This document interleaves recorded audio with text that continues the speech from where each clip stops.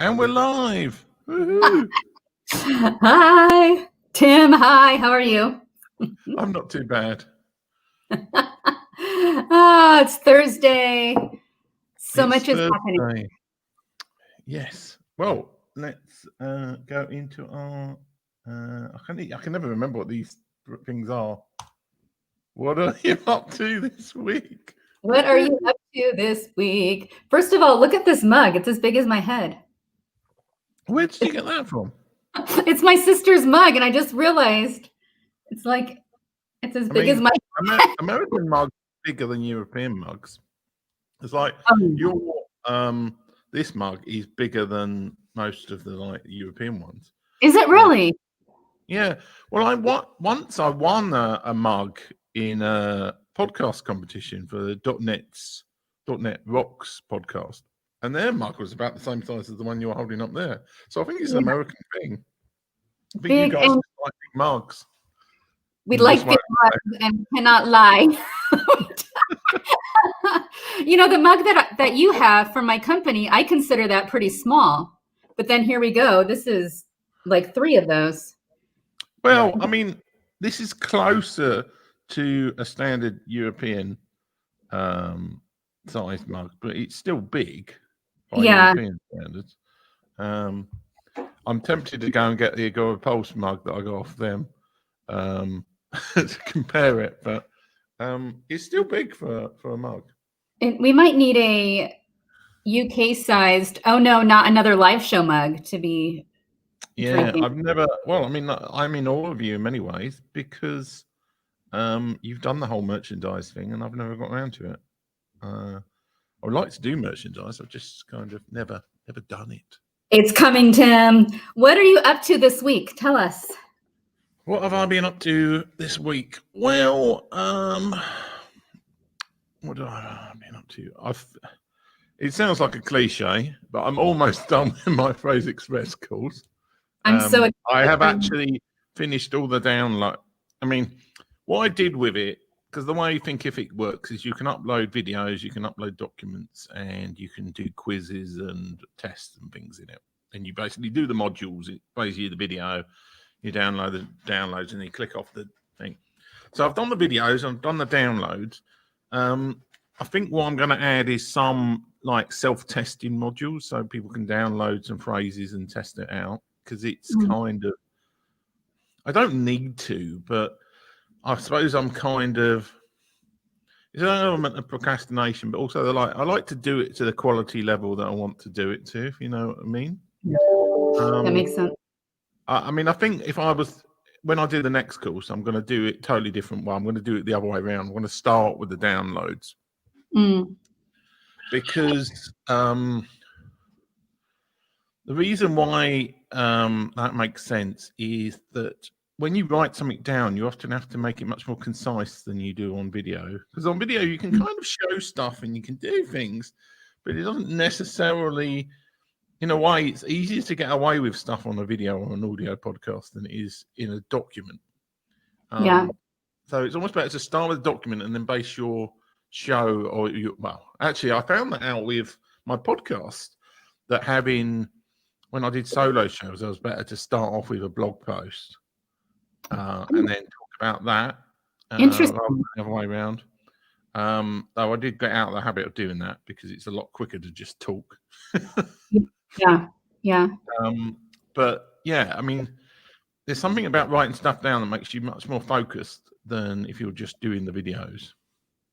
Because there's part of me that would be like, oh, I should do all the videos again, but I don't think I should because that's just procrastination. But it would have been a lot more joined up if I'd done it the other way around. So I think that's this. But this is something you learn when you do new activities. You can never be perfect at anything like the first time around. Oh, yeah. I mean, you and I are kind of discovering something new at the same time. You're creating your course. I'm creating this online shop. And you and I have said we wish we would have done something different. Talking about new stuff, I've created this little extra graphic where if you get your phone up, you can go directly to Christelle's store. Okay, and you have yours for later. Okay, thank you for doing that. So I want everyone to know that Tim creates all our graphics. He does all the producing, and he experiments with doing different things. And his latest creation, his latest obsession is creating QR codes, which I think is absolutely phenomenal. But you really are a producer, Tim, and a creator, and you've done all of that. So anybody gets their phone up, like they hold their phone up, and then you focus it on the QR code, you should see the top a link which you can click to Christelle's merchandise. And now, what have you done in terms of where are you with the merchandise? You at one point you had a whole load of options, but you've changed suppliers now. What have you got? What products can people find on your merchandise store? So as you know, we had to completely shut everything down because the previous merchandiser or the previous printer was horrific. It was so bad. You know, it's bad when your friends and family order something and then they never tell you anything about it. So I finally did some orders, some samples, and I realized, oh my word, this is horrible. I cannot let customers purchase this. So admittedly, I did it the easy route, and I learned that I should have done it the way I'm doing it now from the beginning. So what that meant was I shut everything down, restarted. My boys are now helping me design merchandise, which is cool. So we're uploading merchandise one by one using either exclusive designs that we hired designers to create, or my boys are creating designs specifically geared for men because they didn't like my previous designs. They said that men would never wear them. So they're creating designs and I really like them, and they're purchasing for their friends and that kind of thing. So that's what we're doing this week. And honestly, the only reason I'm able to do what I'm doing right now is my boyfriend went in with me onto my website to figure out how to untangle the disaster that I created. I'm not a web designer. I don't understand this kind of stuff. So every time I would try to fix something, I would only make it worse.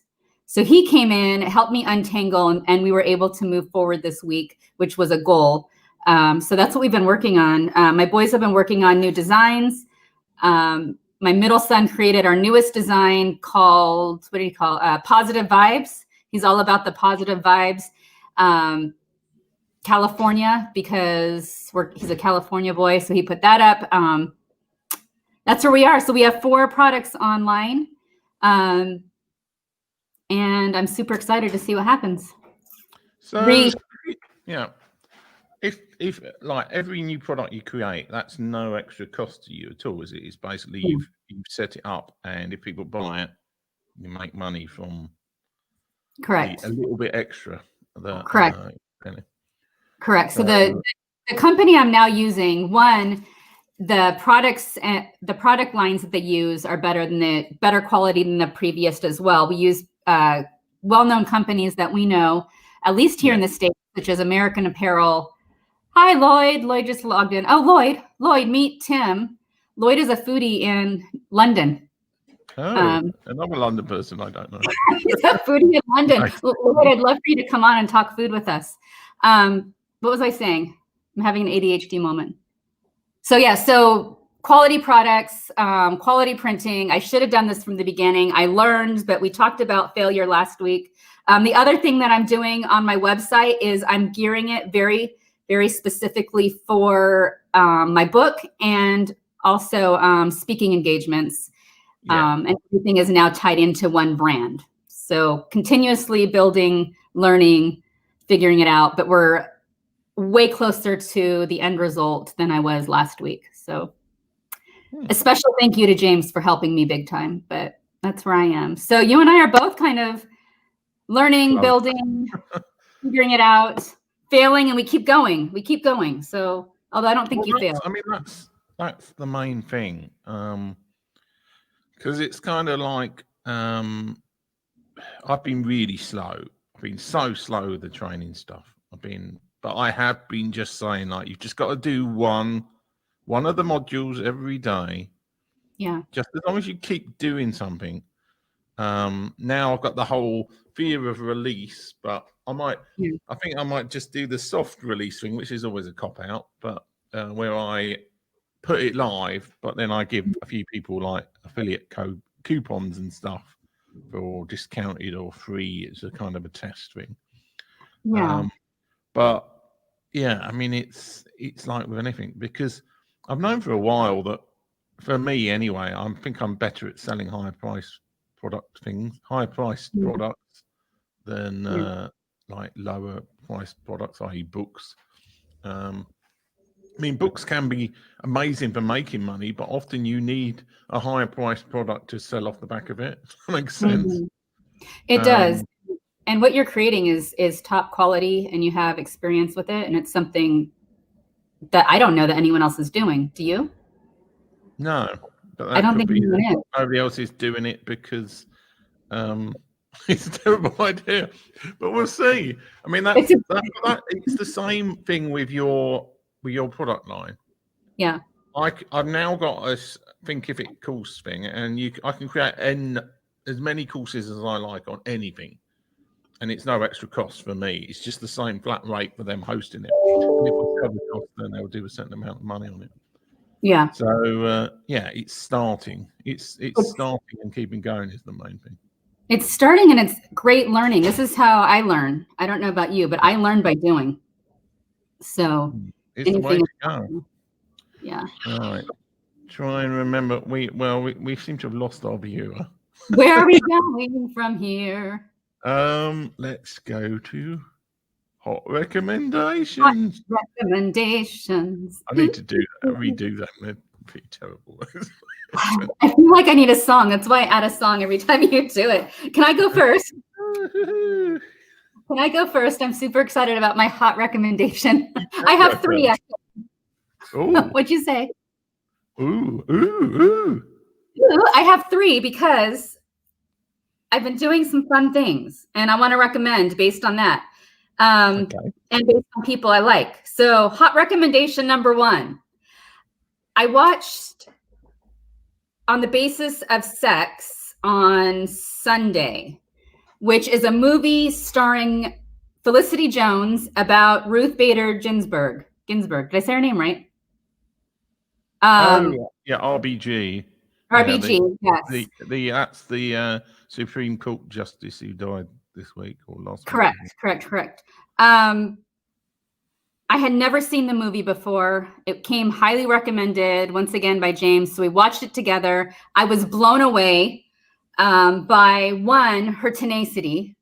2, the relationship she had with her husband at a time when women were often expected to have children and stay home and not continue their career. Her husband saw what she did equally as important as what he was doing. So to see their relationship in this movie, and I know I heard a lot of quotes and testimonies about their relationship outside the movie, so it seems very accurate. That blew me away. Her fight to continue to move forward, her incredible spirit. It was just a beautiful, beautiful film. And then even what they passed on to their children and what they're doing now in society. Highly, highly recommend. On the Basis of Sex, starring Felicity Jones. What is that on Netflix? Was it? No. Amazon Prime? I saw it on Amazon Prime. We saw it on Amazon Prime. So if you haven't seen it yet, watch it. I'm recommending my boys watch it so they can see how far these women pushed us forward. I mean, we're talking about not only RBG, but women who attended Harvard as only a handful of women amongst a plethora of men. I mean, and to see what they did after, and it's just beautiful. It's a beautiful film. Go watch it. Felicity Jones was amazing. The next recommendation is my friends. My friends are podcasters. We had Judy on the show, and I'm recommending their podcast because 1, they just interviewed me and they did such a beautiful job. They made me sound really good because I can go on and ramble and all that, but they made me sound really good. Chomping Things. Go watch them. They're such a neat co-host. Put the link in the show notes. Or yeah, Chomping Things is their podcast. They put out my particular podcast this week, I think it was this week. And so that was fun. And then my last recommendation is my boyfriend, James, just began a blog specifically geared for men, going deep. And it's basically going to be his reflections upon himself, but it's a healing blog for men specifically, and kind of asking those hard questions that sometimes men don't always want to ask. And he's going to do some reflection and tackle those hard issues. So his blog is appropriateacting.wordpress.com, and I'll go in later and put it in the comments. But his first post was very neat, to the point, and a good intro to what's to come. So those are my 3 recommendations. Tim, what are your recommendations? Tell us. I had a couple of YouTube videos, but I've forgotten what they were. Well, actually, one of them, like Wendover Productions, is a YouTube channel. They do this sort of like documentary style short ones. But they were saying about what an enormous task rolling the coronavirus vaccine out will be, because apparently, like the first couple of major, certainly in the US, the first major vaccine that will be ready, it has to be like stored at sort of minus 50 degrees Celsius or something. Because apparently what they normally do with vaccines is they do a whole load of trials to find out at what temperature it keeps working at. So for when they distribute it out, but they haven't got time to do that for this particular vaccine. So they've got to work out some way of distributing this vaccine to places, because there's lots of places where there aren't facilities to either transport or store like vaccines at this stupidly cold temperature. And then it goes into all that. There's another vaccine that's coming after that, which isn't so like cold sensitive. So they're kind of saying that like it could end up in the US anyway, that people in rural areas will have this other later vaccine that they'll get later on, which isn't as temperature sensitive, because they don't want to spend all the money transporting this vaccine out in these minus 50 degree Celsius containers, because it will go off after like a couple of weeks. I see. And it's just causing an enormous logistical issue. Like just the thought of when they actually do get vaccines ready, it's not going to be as simple as just like, oh, a vaccine's ready and like roll it out. It's going to take them to work out all sorts of weird sort of logistical issues just to roll it out, even to somewhere like the US. So that's a YouTube video, and put the link. Put the link in the comments. I want to watch that. Yeah, I'll have to go to my history. I'll go to my YouTube history. I think it's Wendover Productions are very good, actually. They try. It's funny. Quite a lot of the YouTube channels I watch are trying to get everybody over to this service called Nebula, which is kind of a YouTube alternative platform that they're trying to promote. But it's a regular paid service. But there's loads of history and other channels on there. But I'm still watching for free on YouTube with all the adverts. So but the book I'm listening to, I've gone back and done another Audible trial, so I'm back onto Audible again now. I finished listening to Neil Shaver's book, The Age of Influence, and that's a very good book about influencer marketing. He's going to be on the show in a couple of weeks, I think. I'm excited. But I'm now listening to the absolutely enormously long Tools of the Titans book by Tim Ferriss. But it's such a good book. Because Tim Ferriss, as you know, well, you may not know, but Tim Ferriss is the guy who wrote the 4-Hour Work Week, and he was one of the big founders of the whole kind of online business space, sort of online entrepreneur, kind of lifestyle entrepreneur people. Okay. He's a little bit mad. if you've ever read any of his other books, he does things like test out. He's installed like a sort of glucose monitor on himself, and he's done like sort of weird drug trials and things, and tried all sorts of weird stuff. Oh wow! But he's also, on his podcast, he's interviewed like hundreds of like really famous people like Arnold Schwarzenegger and Olympic coaches, and so Tools of the Titan is basically he's put together about like there's a couple of hundred people, including Arnold Schwarzenegger, just got to his section and asked them basically for their tips, kind of their life tips about their specialization. So there's stuff about like Olympic coaches telling you how to do sort of like Olympic exercise regimes, and now the current bits about well, I think I've gone through the bit where there's a lot of sections about magic mushrooms and other weird herbal remedies and things he's done. Yeah. But it's just such an amazing book. The only down point is I wish I'd really bought the paper copy, and I think I might buy the paper copy as well, because it's very much a dip in and dip out book, and it's kind of like on the audio book, I'm walking around listening to it and thinking, yeah, I'd like to explore that more, but I'm kind of out somewhere, and by the time you've heard it, it's gone. So I would probably recommend Tools of the Titan by Tim. Tools of the Titans by Tim Ferriss. Is that a really good book? Did you put up a? Did you create a link for this? I've got a link to my Amazon store, but I haven't put his book in it yet. I could. There's your Amazon. I will put it in here. I will put it in this section in that thing. So if you go look at this will take you to my Amazon store. I'm acting it out. Bam. And yeah, I think we need to get into the policy. I'm going to create a section for recommendations from the show in terms of books. Because it'd be useful to have them all in one place. So that is my recommendations. Or recommendations.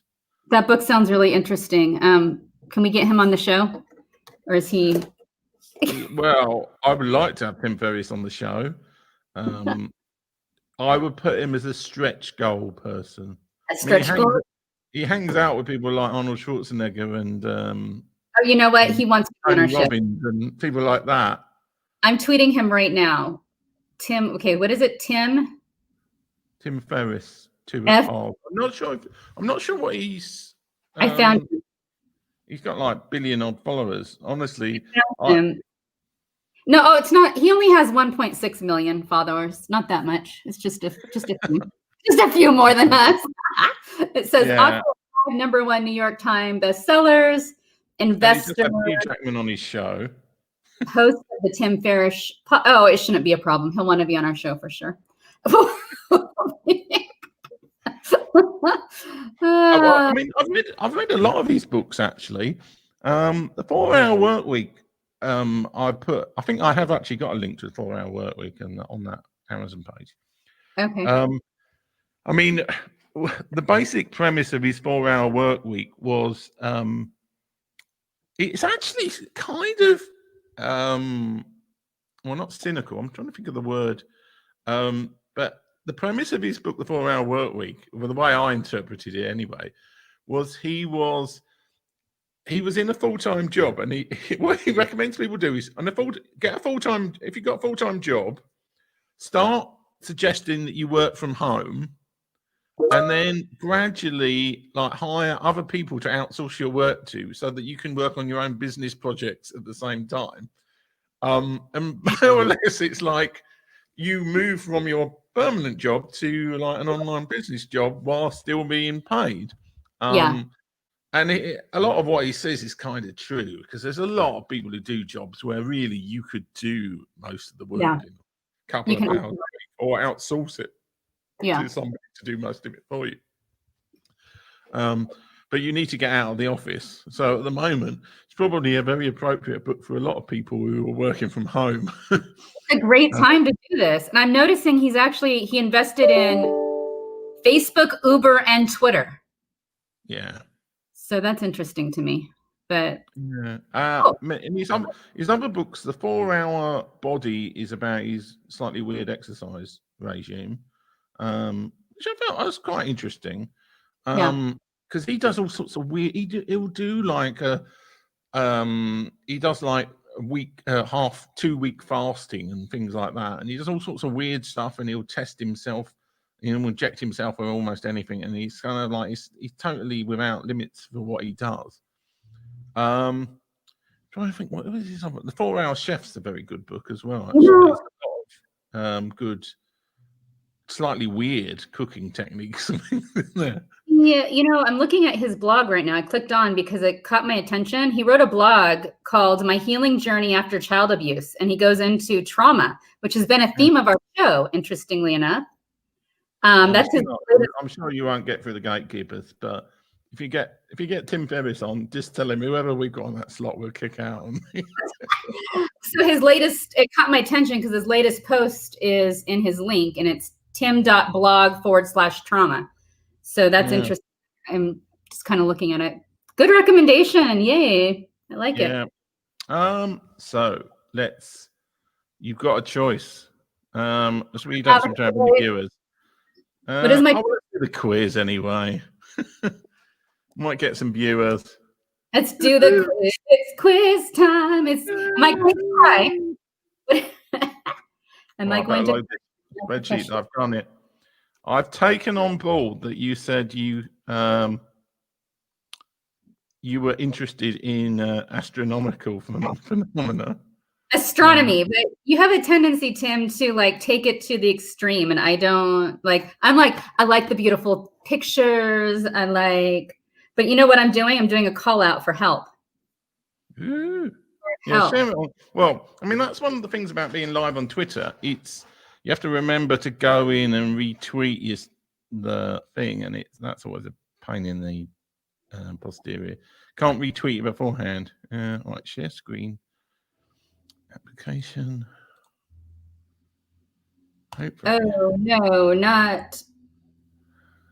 Wait. Oh my gosh, I can't spell. Not another quiz.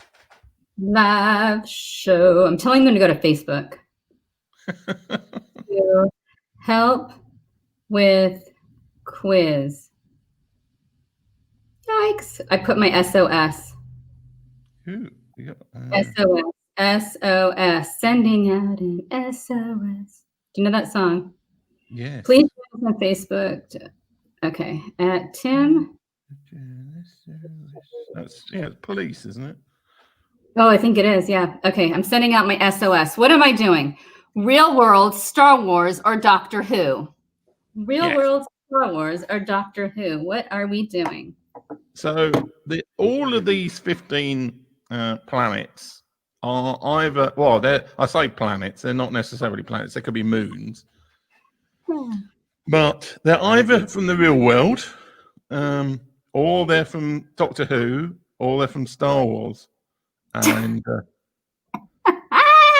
I know number one is real. yeah, number one I put in as like an example. You forgive me one easy. The rest I'm already looking over, and I can see what you have done. I don't think this is especially difficult. It really depends whether you've ever watched any Doctor Who or watched Star Wars. I mean, I've tried to keep it to Star Wars movies. In fact, the real world ones are the ones that I kind of looked up because some of them are like asteroids and weird crap like that. So you said these are planets or moons? Planets, moons, or potentially large planetoid objects. So guess what? I've never watched Doctor Who, so that's going to be a wild guess if I don't think it's real world or Star Wars. But let's do this. So, what do you think of Skaro?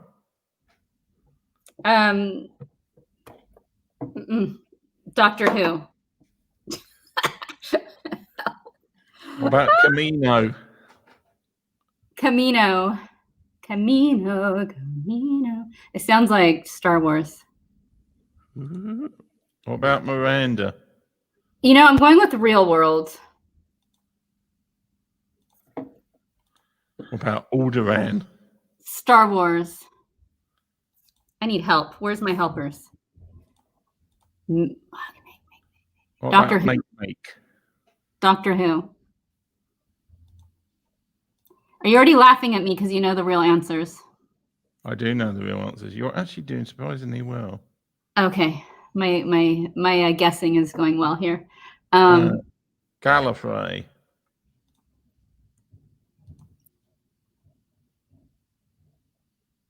Ooh, Gallifrey. Real World.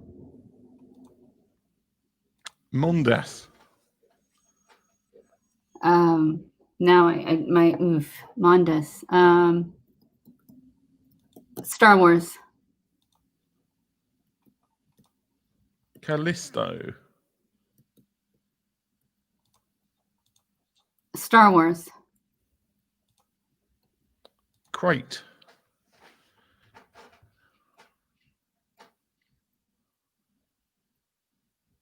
Still there? Yeah, Star Wars. Everything's Star Wars. Well, I don't. Yeah. Naboo. Naboo, is that Doctor Who? Naboo. It sounds like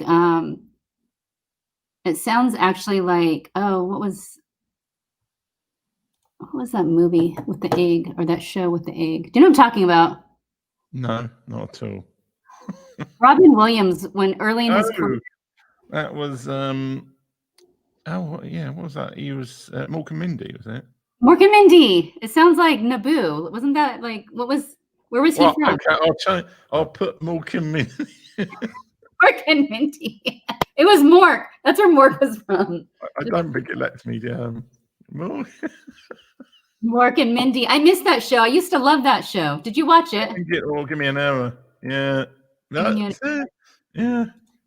Did you used to watch it? I loved that show when I was little.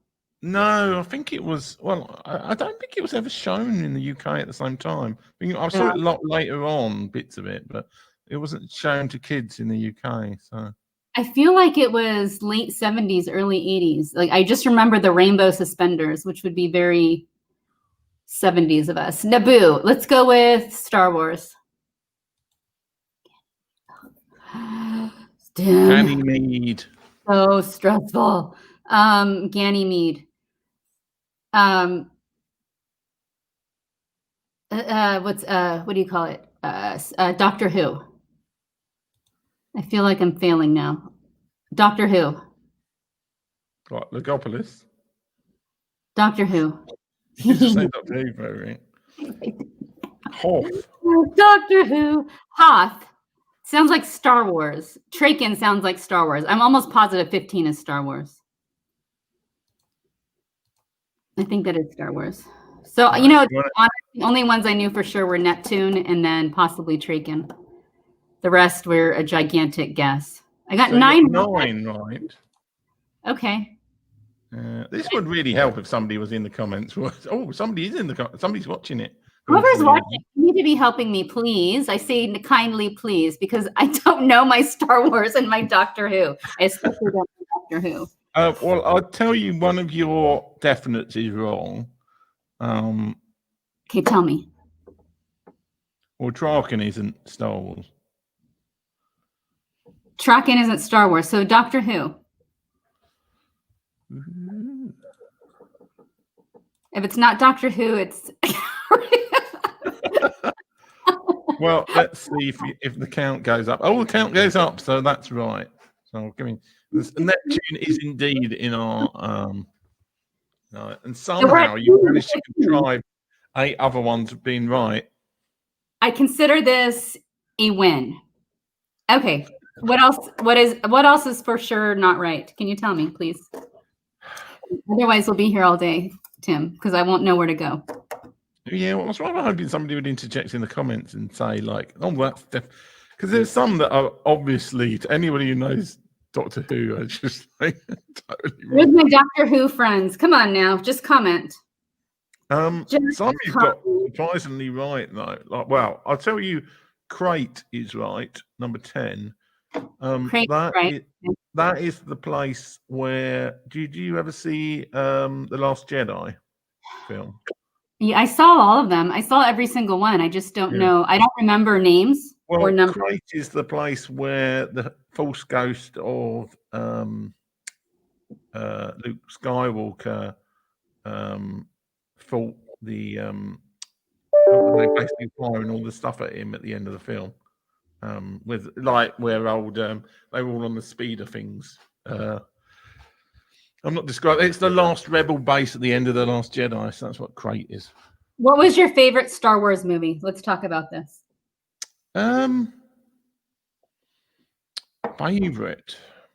Favorite. Well, you was kind of tempted to say The Empire Strikes Back, though. Actually, I think Return of the Sith is actually a very good film. The third of the prequels. I mean, they've all got pluses and minuses. Even the original ones. Like, anybody's watching this and wants to give advice to Christelle on all the wrong answers she's given for Doctor Who. I need some Doctor Who fans here because I've never seen Doctor Who, and I'm guessing we're guessing based on the first column is the names of planets or moons. The second column, I need help deciding whether it's real world, Star Wars, or Doctor Who. And the only one I know for sure is Neptune. So yeah, well, I have given you a few others. So I'm partial to the original Star Wars, but I'm just kind of like that. I like originals. Yeah, well, I mean, I'm a little bit of a Star Wars fan because I watched. I played this game called Star Wars Galaxy of Heroes on my mobile. Well, not my mobile phone; it's on my iPad. And that kind of got me watching. There's a load of animated series. There's a very good animated series called The Clone Wars, which is kind of based in between the two of the prequel movies. They did like 8 series of that. So, but that adds all sorts of extra lore to Star Wars. And now they've got The Mandalorian, which is on Disney Plus, which is very good as well. You have Disney Plus? Yeah, I do. I got it. Well, I got it for a couple of reasons. One for the Star Wars content, and the other for all the new Marvel TV series, which haven't started yet. So they did. So Disney Plus, I want to say something really fast about this. They did a new show where they went to high schools and they brought in the former cast of one of the high school musicals. And one of my friends, her husband, who is a cop here in San Diego, was in Annie, which they went back to his high school here in San Diego. They redid the whole cast of Annie, and he got to do that on Disney Plus. So that was kind of cool. And I'm actually tonight at 6 p.m. I'm going to her. She's having a wine tasting, so I'm excited about that. It's a Zoom wine tasting, I should say, because we're not. Oh, okay. So no free wine these days. You know, the parties. Well, shall we? We don't seem to be getting any Doctor Who or Star Wars fans on, so shall I just go through these and tell you what I think the right answers is, because I can't necessarily remember. Tell us. Neptune is Neptune. Doctor Who is the planet. Skaro is the home planet of the Daleks in Doctor Who. Oh wow! Look at that. Camino is where they made the clones in the Clone Army in Doctor Who in the second film. Okay, so that's wrong. So let's change that. That's right. It's right. It's Camino, Star Wars. Oh, Star Wars. Okay. This is why I was smiling, because you were getting them. You were getting most of them right until here. Miranda is a planetoid thing somewhere near Mars, I think. So it is actually in this. I had Oberon in it, and then I discovered there's a place called Oberon in Star Wars as well. Oberon's one of these planetoid objects, and so is Miranda a moon? Well, they're like, there's lots of, because they downgraded Pluto from a planet to a planetoid because they discovered all these other objects like Miranda that were about the same size that were just floating around in that sort of Kuiper belt. I think it's called Kuiper belt further out. So there's about 15 or 16 of them, I think, of all different names. This is so fascinating to me, because what makes it a planetoid versus a planet versus a moon? I think it's a planet. I think it's one of those objects. Well, it'd be a moon if it's going around something else. Yeah. In fact, I'm wondering if Miranda's actually a moon. I might have to Google it. Whether Right. Well, anyway, we won't get off in that. Alderaan is the planet that the Death Star blew up at the start of Star Wars. okay. Is where Princess Leia was from. Okay. So like when they're in the Death Star and they blow up. That's where Luke and that lot were supposed to be flying to, but obviously they blew the planet up. So that's what happened. That's what Alderaan is. Make is actually in the real world is another planetoid one. Where is it? Is it in our? Yeah, I'd never heard of it, to be honest. Hang on. No, it is. I'm curious.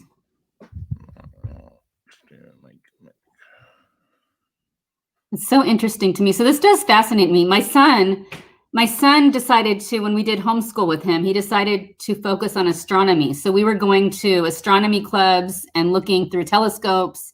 We went to our science museum here and saw all kinds of movies about the different planets. And it was actually really, really fascinating when he chose to do that. Make, which I'd never heard of,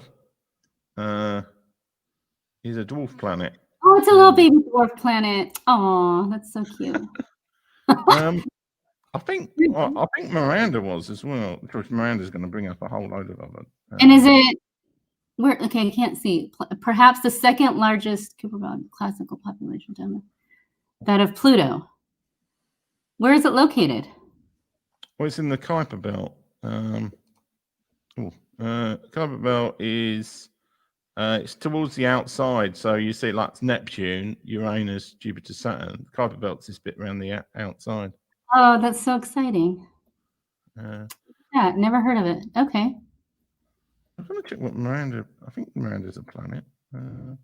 Let's see. Now I'm curious. Oh, it's a moon. I was totally wrong. Moon. Well, whose moon is it? Uranus. You've got something flying around Uranus. Make the cheap joke. Sure. Miranda, there she is. Oh, I'm calling it a her. Seasonal stuff. Anyway, let's go back to the quiz. We've got some people watching it, so obviously, as soon as I go back to the quiz, everybody will go. So yeah, Make is real world. Gallifrey is Doctor Who. Gallifrey is Doctor Who's home planet. Oh, I see. Well, just for those people who just logged in, I did a quiz and we're deciding the names on the left are a planet that is either a planet or a moon that's either in our real world, in Star Wars, or Doctor Who. And so now Tim is giving me the real answers. So there we go. Gallifrey is Doctor Who. Mondas is Doctor Who, and that's the home of the Cybermen in Doctor Who. Okay. Callisto. Callisto's real world, I think. I think that's a moon of Saturn or Jupiter. Okay. Crate is that planet from the Last Jedi I was talking about. Naboo is from the very first Star Wars film, The Phantom Menace. Good. I still think it sounds like Mork and Mindy. I'm not sure why, but well, maybe he was from Naboo. You don't know, but that's where Natalie Portman character was the senator of. Ganymede is you got the two ones the wrong way around that were confusable. That's the real world, and I think that's a moon of Jupiter. I think we'll come back to that. I don't know my moons clearly. Logopolis is from Doctor Who. Woo, woo, woo. I feel like I won today. I mean, 10 out of 15 is pretty good when you're just completely guessing based on 10 out of 15, given that you had no clue about any of them. I feel like the Empire Strikes Back, the ice world with Hoth was the thing at the beginning with all the walkers on it. I got it right. Yeah. And Traken is from Doctor Who, as I told you. So hopefully that adds up to 15. Yeah. We are the champions, my friend. So, we did it. We did it. Stop that. We did it. What have we got left? We've got we've got the series bit. This Tim, will this kill off. is a serious bit. Kill This off is the viewers. I mean, this is the serious bit. This is the time where you and I sometimes agree, sometimes disagree. Sometimes you like me to help see a different worldview. And I enjoy having these conversations with you and others because it's so good to get outside our bubble and hear something other than what we're hearing here in our own country. So what is a serious bit that's kind of been on your mind recently? Well, it's a bit of a strange thing because it's kind of a throwback serious bit I was going to talk about. Okay. Which, remember, a few years back, everybody was worried about the whole financial crisis. Okay. And I have a very different view on it to a lot of people because I was working in financial services at the time. And I always felt it was very misrepresented what actually happened in the whole sort of mortgage crisis and all the rest of it. Because there's always been put down this kind of thing that the banks were being greedy and it was all fueled by greed and all the rest of it. But from what I know and experienced and saw working in the financial markets, that it was almost the opposite of that was the problem. And it annoys me because I don't know, somebody was talking about this like on some show or something, and I was just like, well, that's just not what happened. And I suppose it's the whole thing that there's so many things in history and life where it was written by the victors, so to speak, or a slant was put onto something afterwards by people. And because I mean, it took me a long time to actually find some people to explain what happened in the financial crisis to me. Which might sound, because I've been working in financial services for like 8 odd years, and there was all this narrative that was kind of put out that it was all greedy banks and all the rest of it. But from what I could tell in my own research and talking to people involved, it was much more of a story of incompetence rather than any greed or anything. Greed has been put forward because the truth in some ways is worse for the banks than the actual narrative that was put around afterwards. So I mean, the banks were incompetent. Who was incompetent? Well, so my understanding of because what people won't tell you about is there was a product that they created called collateralized debt obligation. And basically what that was they took everybody's mortgages, right, and they bundled them all together into this massive lump of mortgages. And what they did was they took the top 70% most risky bit of the mortgage. So the bit like the 70% of your mortgage which you might have a risk of not paying. So the idea was that so if somebody said to you, if you owned a house, do you think your house is ever going to be worth less than 30% of what it was cost? You would probably say, well, no, I guess. I don't know. I mean, obviously in hindsight. But if I said, if you had a house and I said, would it ever be worth only 30% of the price that it was worth? You would probably say, well, no, it's never going to be that cheap. So what the banks, in their infinite wisdom, decided was, well, we'll sell off all that top 70% of the mortgage debt to hedge funds and other people who are much more into risk and everything than we are. So the problem wasn't with the risky debt. That wasn't where the problem was. The problem was that they kept the 30%, the bottom 30%. So this was the bit of the mortgage debt that was the 30% of the house values and the house prices. And then the credit rating agencies started rating that debt as AAA rated, so the best ever, because obviously house prices couldn't go down to 30% of their values. So all of these banks were they were great because they, under like government obligations, they have to hold a certain amount of assets based on how much they've lent out. So it's all a little bit of banking is basically a whole sort of Wizard of Oz behind the curtain thing. It's a very strange industry because it's all about credibility, and so they're lending out money, but they don't keep all the money. They have to lend it out. So if you go into a bank, they've only got like 20% of your of the amount of money they've got at any one time, and probably not even that much. Like it could be as much as like 5% of the money, but they have to hold a certain amount of assets in like AAA rated stuff to keep going. So what they were doing was like, oh, we can, because the returns they were getting on this mortgage debt, like the 30% bond thing, was so much higher than what they could get in like government bonds or other industry. They were like, we want to make up all of this stuff that we have to by law hold like 20% of our debt in terms of like this AAA rated stuff. Yeah. So it made perfect sense because this was riskless asset. This was like this will never go. This will never be a thing. So they started replacing like government bonds and other things with this really what they thought like this 30%. Like house prices will never fall that far. And you can see where this is going. It's like as soon as like.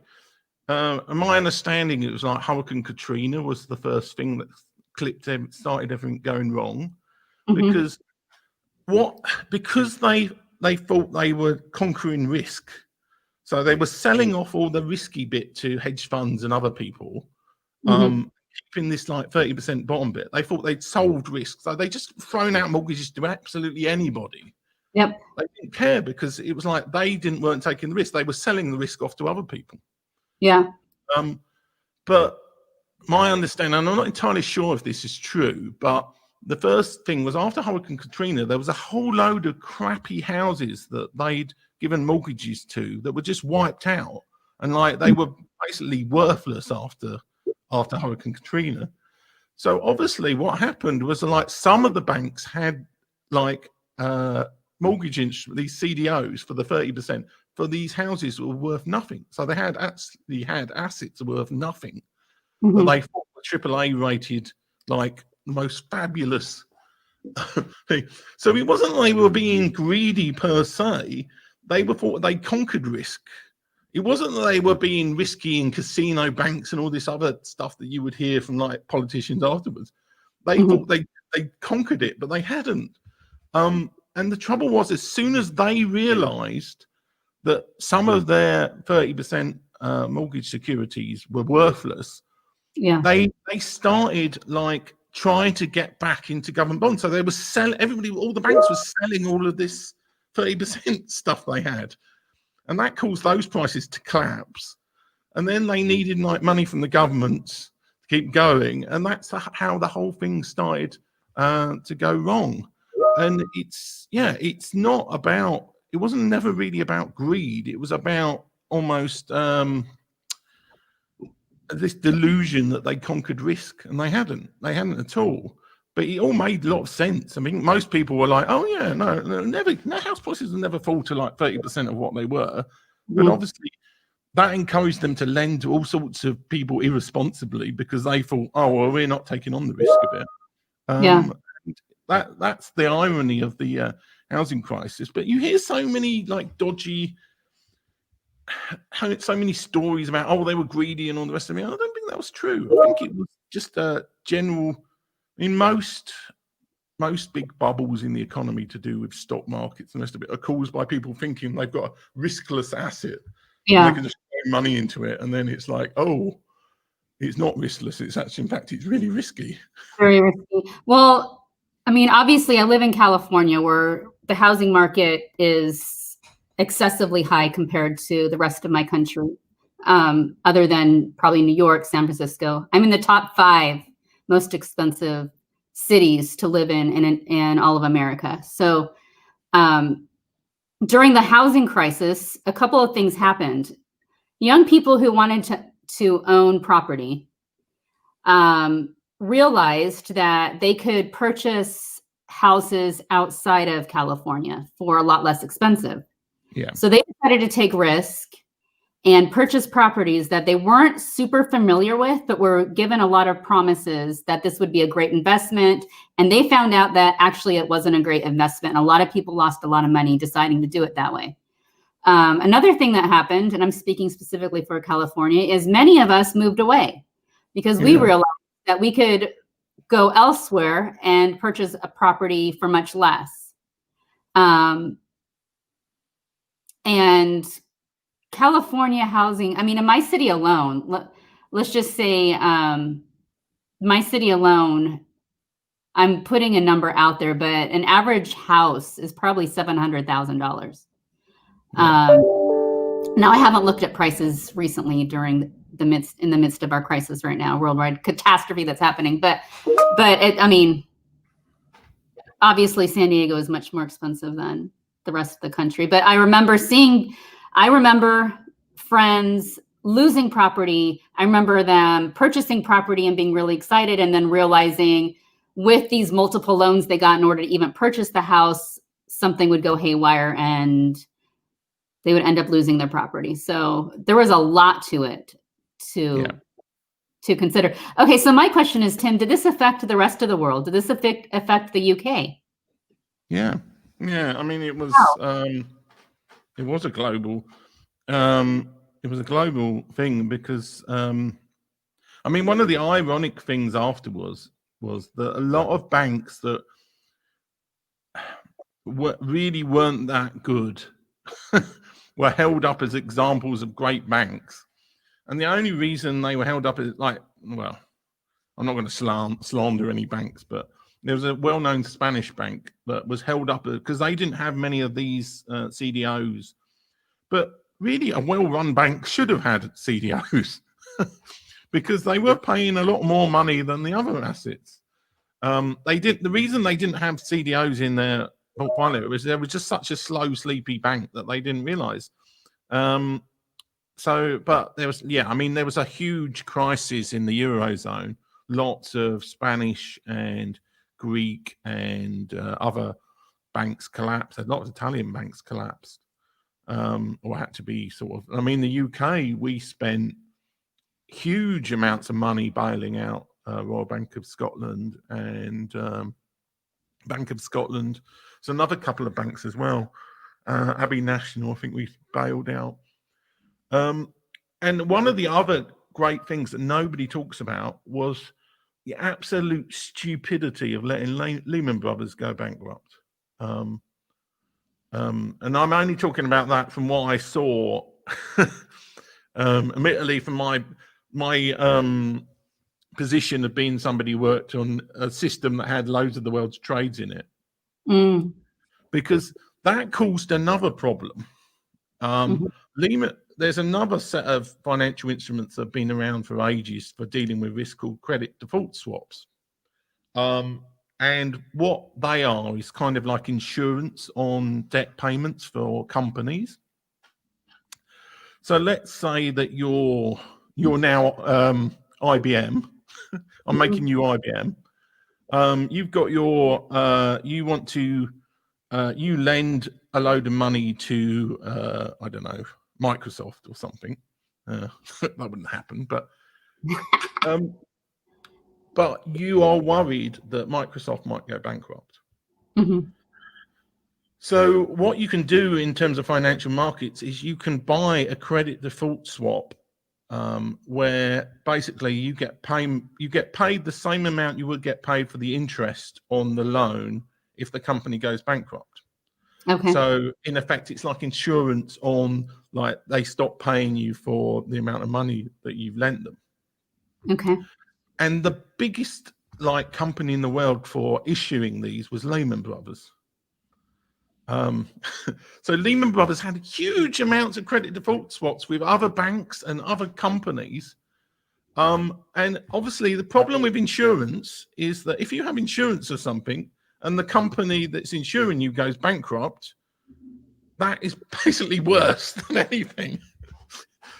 So by letting Lehman Brothers go bankrupt, all of these credit default obligations were all the credit default swaps were all became invalid, which caused even more panic in the markets. And also that caused other issues with other banks needing support because. So, I mean, it was a decision that George Bush made when he was in the lame duck presidency to make Lehman Brothers, and really they should have just stepped in and taken it over like they did with like loads of other companies. Mm-hmm. But that was just like one of the most tremendously bad decisions in sort of US public policy history, and nobody talks about it. Because I know there's this whole like, oh yeah, all these greedy bankers, we don't want the shareholders and everybody. But it's like sometimes you just need to step in as a government and like intervene. And that's true with banking more than anything else, because it's so consequences in the banking sector have consequences all over the place. It's one thing to basically say to the shareholders, we're sorry, we own the company now. Because I mean that's bad enough in some ways, but to just let the bank fail like that with no policy or thing was just ridiculously stupid. But he's never got any like pushback from people for it, and that's what I find amazing. All of the stupid decisions of US presidents over the years, it's like one of the most stupid ones that anybody made, and yet like nobody talks about like letting Lehman Brothers go bankrupt. It just caused so many other issues in the financial market. Yeah. Tim, have you ever considered a career in politics? I have, and then I just don't think I could put up with all of the personal scrutiny and backbiting and the rest of it. I've always liked politics. I've always been interested in public affairs. I want to be more like the sort of Dominic Cummings in the background figure. If any political party wants to pay me as a consultant, I'm happy to help them in politics. You know, you're quite brilliant in economics. And that was your degree, wasn't it? Was it? Yeah. Economics? Yeah. When I was doing A level, which is the UK I don't know. Do you have in the US? I don't fully understand the US education system. I know you have like a high school diploma, but do you have anything between like high school diploma and university in terms of? I'm trying to figure this out with you guys too. So what we have is we don't have what you have. What we have is if you choose, you can go to a community college, which would be a 2-year college, and it's much less expensive than going straight into a university. And your courses from the 2-year college are general education, and the general education courses transfer into a 4-year university. So you can choose to either go into a 4-year university right away and do your general ed and then your degree portion. The downside is it's much more expensive to do it that way. And for whatever reason, there's a stereotype of going into 2-year colleges, which we need to do away with because it's much more affordable for everyone to just go to the 2-year university, get your general ed, transfer into a 4-year college. And the plus side to that is you can often do a matriculation agreement where you decide, let's say I want to go to UCLA. I'm going to take certain courses that I know are automatically going to transfer into UCLA as long as I fulfill the grade requirements. And that's really what more students should be looking at. It's more affordable. You save money. You're not going to have these outrageous loans. Then you can transfer directly into UCLA as long as your grades were decent. And so that's what we have, but we don't have, I think what the UK has is something in between university and high school. Yeah. But it's not. I mean, nobody goes to university at 16 in the UK. There's no, well, I say that some people like, but that's only sort of like the brilliant super kid, wonder kid people. I mean, we have, the trouble is, I think it's actually changed recently, but I think it's only changed in sort of the grading system. But at 16 in general, everybody does like, well, somewhere between sort of 8 and 12 of these exams called GCSEs in particular subjects. So like, usually you have to do maths, English, and a few others, but then the rest of them are kind of selective choice ones. But after that, if you want to go to university, you have to do 2 years of what are called A levels, and you pick 3 subjects out. So I did economics, I did maths, and I did physics. I was good at economics, I was good at maths, I was terrible at physics. So what I'm hearing you say is you can tutor me in the subjects that I am. You just named the 3 worst subjects that I. Well, I mean, I was only one of the top people in the country at A-level economics. I did there's a S level, what's called S level exams, where it's special paper, where you do for some of the subjects you can do there's only a couple of hundred people in the country who do it, and I did a special paper in economics. But the trouble was, I went to London School of Economics to do my first degree in economics, and I got so dispirited because the trouble is economics A-level kind of gives you the basics and the kind of the bits that make sense, but it doesn't really give you the whole picture. And then you discover at university there isn't really a big picture of economics. There's lots of there are theories about how the economy works, but they're not in general all that great. And there's lots of anecdotal stuff, but there's also a lot of economists who have their own particular idea about how the economies work, but there's no economic models that predict the economy properly. Yeah. Which is the most basic thing with a science. It's can you predict the future? And the answer is no, and there still isn't, as far as I'm aware. They may have come up with something to do that. So we don't have what you're describing. We don't have, our students don't graduate until they're 17 or 18. Okay. So high school, you stay in high school from 9th through 12th grade, which is, what is that, 14 to 18? 14 to 17 or 18. You graduate high school, and then you choose whether or not you're going to go to a community college or university. But essentially, it's so there's a piece there between your high school graduates and university that we don't have here in America. Yeah, well, it used to be. I think they've changed it recently. You could leave school at 15 in the UK when I was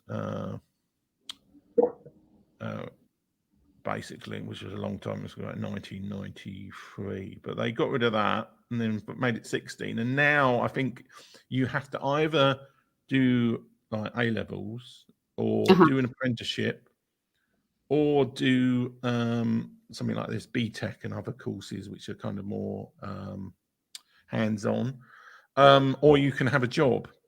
Because a lot of people, the majority of people left school, in my age, and left school at 16 with GCSEs, and then went into jobs.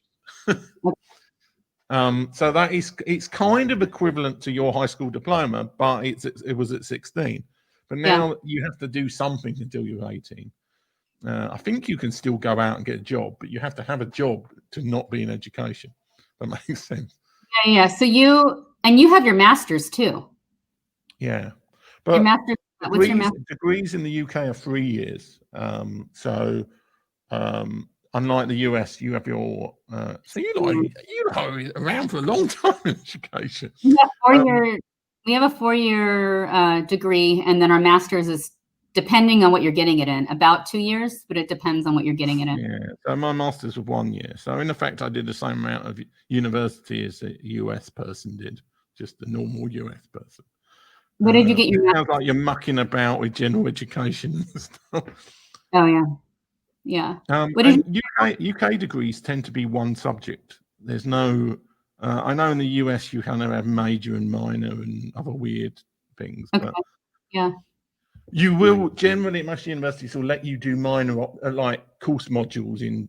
So I did some programming course modules in my economics degree, and but my master's was in computer science. At that stage, you could transfer into computer science because it was a newish subject.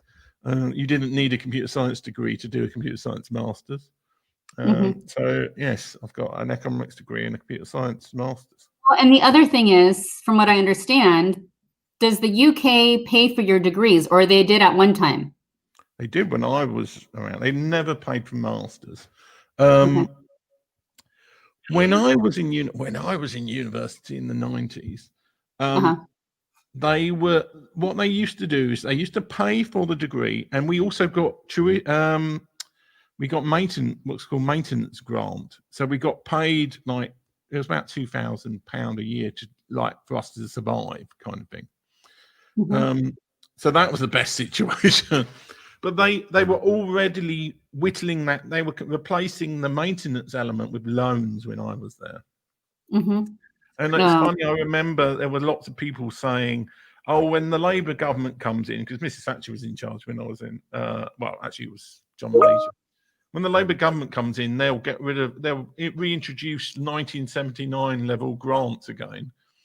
And of course, when Tony Blair came in, the first thing he did was scrap the grant completely and change it to a loan, and then start introducing tuition fees. So that goes to show how much faith politicians put in students. Do that. So is there a now it's very similar to the US system. I don't think tuition fees are quite the same level. I think if you were American, I know when I did my master's, UK and EU students paid considerably less than overseas, in quotes, students. I think it was like £2,500 to do my master's, and if I'd been from outside the EU, it would have been 6,000. Now, of course, it would be ridiculous.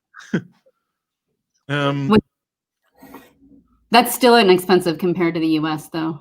Yeah, but this was like 1995. So, what would it be now? I'm curious for someone outside the UK to come to the UK and to get an education. All right, MSc cost. I'm curious now. So I don't. Yeah, we need free education here. We do. There actually are some states in America that have free education, but I'm pro free education. Yeah, well, it was free. It's between 10 and 12,000 for a master's. A master's is a 1-year course in the UK. So and it's less. It's generally less per year, but you do 3 years for. I think actually Scotland still has free or cheaper fees than England, but you have to be Scottish, have a Scottish address to get the free fee. Well, what if I move to Scotland? What happens? Do I get a free education or? I don't know. You'd have to look into it. Christelle. McLaurin. I have to change my name. Oh my goodness, Tim! I have an $80,000 student loan debt. Ooh. That's common here in America, and it's insanely ridiculous. And I chose to do it when I was too young to make a good decision in that regard. If I could go back, that's something I would change. I would not have done what I did. That was not a good idea at all. But I went to all private schools. I was talked into how amazing private schools are compared to public, which is false. Public school can offer just as good education here in America as private. I would completely change that. I would have gone to community college first and saved a plethora of money. So I did it all. I wouldn't suggest what I did at all to anyone. Well, I think the trouble was there was a tipping point, probably sometime, I don't know, like 2000 odd, where probably before that. It probably was around like, because I'm a bit older than you, but it wasn't soon after where, and of course you've never had any free education in the US, but there was a point where the premium of being a graduate was so low that it was never worth taking the cost. The calculation in terms of fees and debt versus going tilted at some point, probably 80s, I'd say, in the US. So that it didn't matter unless you were being like a doctor or like some sort of thing where you were instantly getting into a career. The economics of it. well, even the economics isn't the right word. The financial calculation, students are not making it. No. I mean, it worries me because in some ways, when I was a student, there was still a lot of the whole academic experience of like, you're doing this subject because you're either good at it or you enjoy it or you want to do it. Yeah. Rather than now. I mean, I went to a LSE reunion open day and we got to meet some of the current students like a couple of years back. And they were just obsessed about like what management consulting job they could get. Mm-hmm. They were just doing like accountancy, and there was nobody like, oh, I'm really interested. I really want to do economics and like become a professor in the subject or do something like that. It was all about like, no, I want to become a management consultant because they pay the most. And it's like, well, it's not really what education should be about. Yeah. Especially as you don't really, most of the skills you get at university are not that relevant to, because they're always out of date by definition. Because most of the people who are professors at universities have only fleeting association with the real world in terms of companies and the real economy. So unless I mean, some subjects like history, yeah, it makes a lot of sense at universities. But then again, it's like, well, is that relevant for unless you want to be a history teacher? So yeah, same with maths. It's a similar kind of thing. Most of the skills you'll learn at university are totally pointless for jobs. In effect, you need the experience. One fascinating thing about professors, though, is as a professor, typically you are supposed to be doing research throughout your entire tenure, and then when you have your time off, what do they call that? When you take your sabbatical.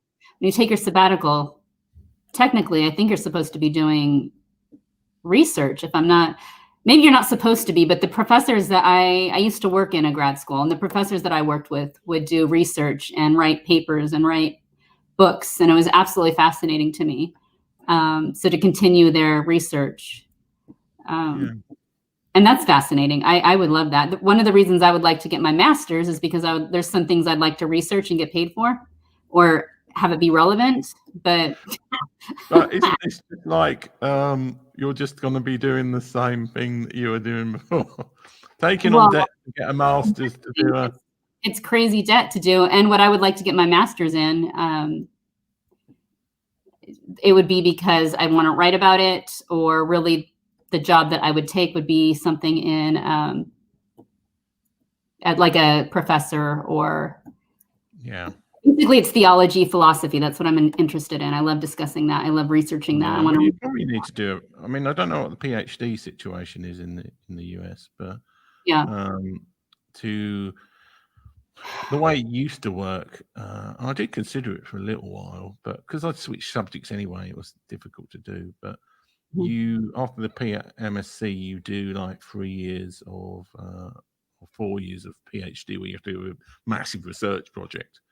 And which people I knew who were PhD people were very obsessed with like one topic because that was all they were doing. So I remember having a conversation with somebody who'd done a PhD in the history of Calais, a place in North France, which used to be British until like or English. It used to be English until the 16th century. It was the last bit of France that we ceded to the French. But yeah, I mean, to be hyper focused on one subject like that is quite hard. But you have to do it, and then you start getting into the whole levels. You become like it's not a teaching assistant; it's like student kind of. So there's a whole it's kind of like a doctor. You work your way up to becoming a professor. So you've got you've got at least 10, 15 years mucking about with low income before you can get onto the professor level. And you want to meet your tenure, so that's a whole other. You're right, but that's why you go get your PhD, because you're extremely interested in a particular subject and hyper focusing on that one subject. You do a presentation, you write about it. It's fascinating. I love it. But anyways, it's more money here. so we're at we've been chatting for an hour and 20 minutes. What's behind your head? Oh yeah. Hang on, let me put it Okay. on to single you. Ooh. Don't chase every squirrel. I mean, really, that would be perfect for someone with ADHD. That's like a quote for. I put it up. Oh no, better get us from the big thing. Me and our guest from Tuesday. Yeah, I put it up on Tuesday. So for anybody who's watching the show on the replay and has survived this long, this is my Amazon store affiliate store where I get like 2% or something of anything you buy from it. And beautiful recommendations. And yes, I will put the recommendations on, assuming I remember. And this is Christelle's one, which I've got a little animated hand, which I didn't get around to doing for my one. Though I did manage to wipe out With from the Christelle and Tim thing with the graphics, which I didn't appreciate at the time. Christelle and Tim. Christelle's merchandise store. Go on. My son just created his own graphic, brand new for men. So go check it out and see what he's super excited about that. So yes, this is the longest show ever, and I suppose we better come to an end. And yeah. Goodbye, farewell. I needn't say I do. Ooh, oh, by the way, on Tuesday we have Jonathan coming on, a local police officer from San Diego who has a phenomenal outlook on life. I'm super excited to have him as a guest. I've known him for many years, though I haven't chatted with him in many years. But I love the community he represents. I love what he does. I'm very excited to ask him some questions and have him come on live with us on Tuesday, 12 noon Pacific Standard Time, 8 p.m. UK time. 3 p.m. Eastern, 9 p.m. Europe, and 6 in the morning, I think, at the moment, Australian time. Australia. Anyway, talk to everybody on. Bye, Tim. I will. Make sure I don't play the intro music. Right, here we go.